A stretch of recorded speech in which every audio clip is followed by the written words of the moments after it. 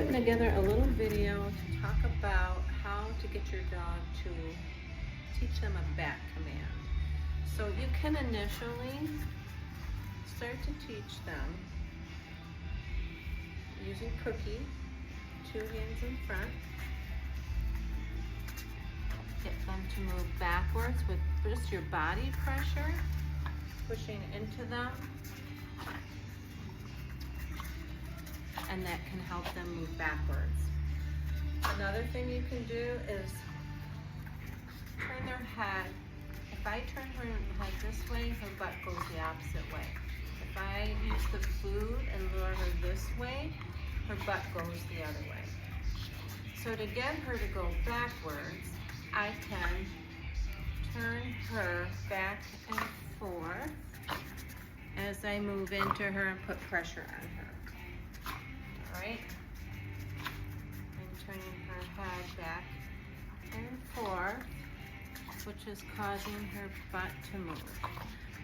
Initially, this is good exercise because it teaches them to start moving their rear ends, and they're going to have to understand that they have a rear end and rear legs first before you can actually teach them to back up.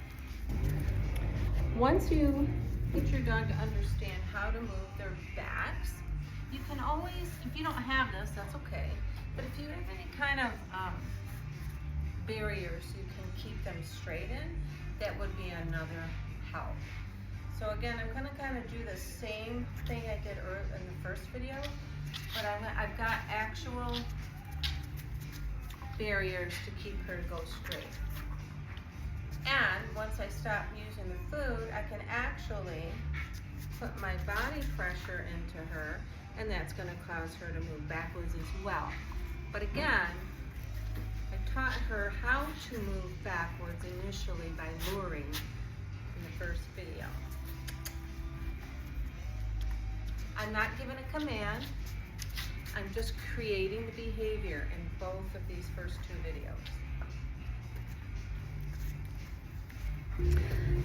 Another thing I add to a barrier, or you don't have to have the barriers, is you could use a book, you could use anything that's going to tell the dog or show the dog there's a clear difference between the floor and where they put their back feet.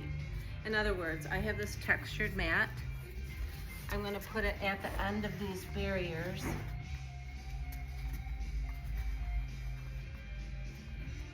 And now when I have her go back, with my body pressure and her back feet touch, yes, I am teaching her to move her rear feet until they reach a target. Okay. So body pressure, she gets a cookie when her rear feet are on the target. Yes.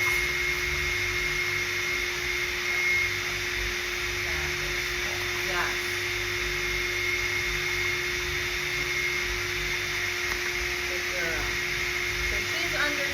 She's already worked on her back, now she can go straight because of the barriers, and she'll stop when her feet reach that target. Once you get your dog moving pretty well in that way, then I would maybe start adding a back command.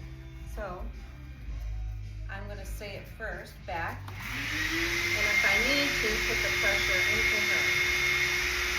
Okay, back. Good. And I'm marking when her feet hit.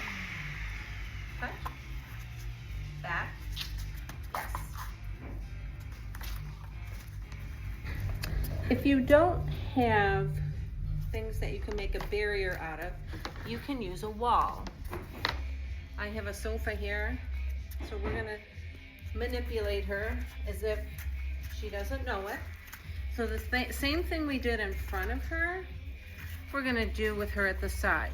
So I'm going to turn her head back and forth. That's going to get her to wiggle her butt, and I'm manipulating her to move backwards.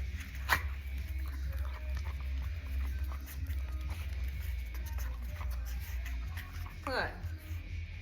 All right. So using a barrier, if you don't have 2 things to set up a barrier to walk straight, use a wall or a sofa. If you're outdoors and you're in a public space, you could use a curb in a parking lot. Anything that's going to keep your dog to go straight. If you're using a wall as a barrier, you can also still use this Target mat that I mentioned earlier. It's a little bit different texture. It's going to feel different than the floor. I'm going to put it right here. And I'm going to have her back, yes.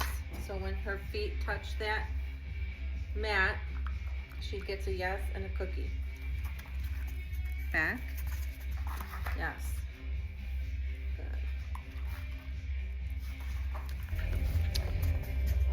Good. If you're going to use a mat with a different texture, and you've never done this before, I would make it real simple for the dog. Again, I'm going to use food. Keep them real close to, whoops, can't see it. Look out. There we go. So have her pretty close to it, but not on it, so that just one step gets a yes and a cookie. Encourage them off, manipulate them back, yes. Feet are on the target, touch. Back, yes. Good. So I would, if you're going to use a target or a mat to start teaching them to touch their feet on it, I would start close before I add distance, close to the mat. All right. So then after they're pretty good at that, I might take them out so that they got to take 1, 2, or 3 steps back.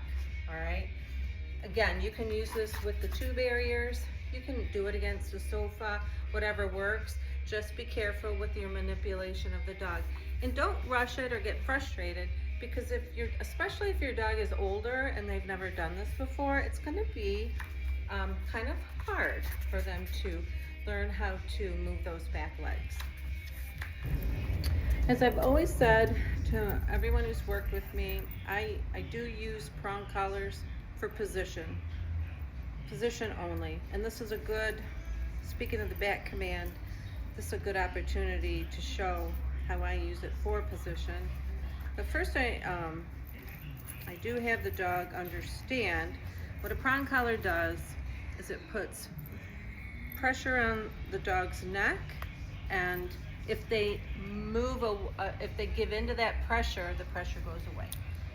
So I am putting this on. She's 1.5 years. This is my puppy. All right. This is where I would use a barrier. Oops. Come here.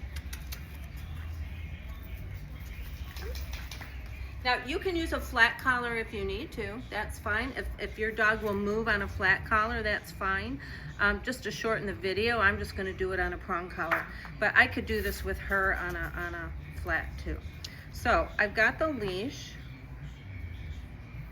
and if I just put a little light pressure, she moves with the pressure and then hence moves, and that moves her in a back direction. I ran out of cookies, so give me a second. Okay, cookies, we got cookies now. All right, so again, I've got the prong collar on. I'm just holding the leash. I barely touch it. She's done this before, honestly. But I can get her with a little pressure on the leash to move, and I can say yes, and she gets a cookie. Back, yes. Back, yes. Each time. So I'm going to give you a little side view of the leash pressure.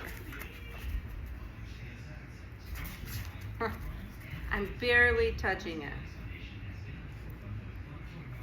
Back, yes, I can get her. Now, I'm not using a barrier right now, so she's swinging her butt behind me, which we don't want that either. But I'd rather that than her butt swinging out, okay? So again, a little pressure, she backs up, she gets a cookie.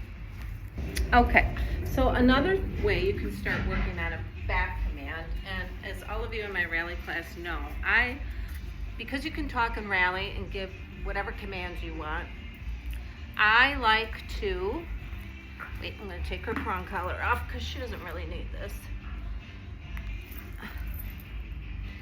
There we go.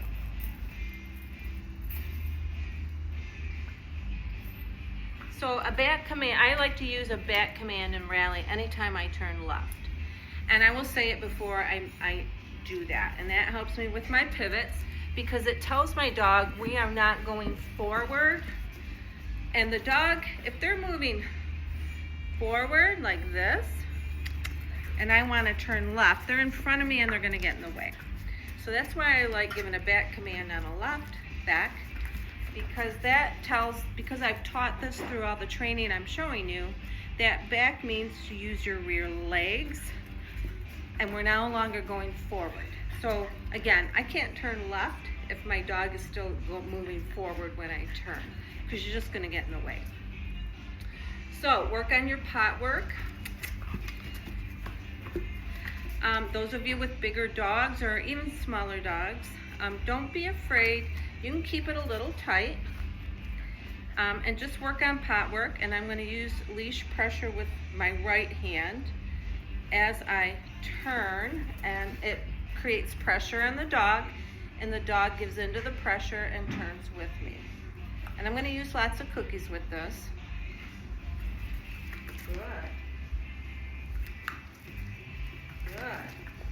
If I can create these behaviors and the dog really gets good at moving fluidly, they're comfortable, they're staying straight, I can do a whole circle this way. I'm putting a little pressure on the leash again, off to the side.